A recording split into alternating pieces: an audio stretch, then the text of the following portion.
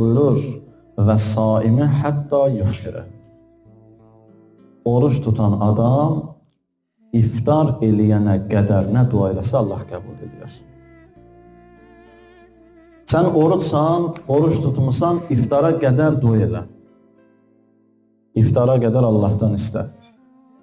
Hədislərdə buyurulur, əgər siz tək namaz qılırsınızsa və yaxud da namaz qılanlar hamısı gözləyirsə, yaxşı olar ki, birinci namazı qılasınız, sonra iftar eləyəsiniz. Yox, əgər iftar açanlar var, gözləyir sizi, onları gözlətməyin. Onda yaxşı olar ki, iftarınızı açasınız, sonra namazı qılasınız. Bu hədisi izah edir, hədisin ardı var. Buyurur, bilirsiniz nəyə görə? Çünki iftar açana qədər hər bir şəxs oruç tutanın duası tez bir zamanda qəbul olunar.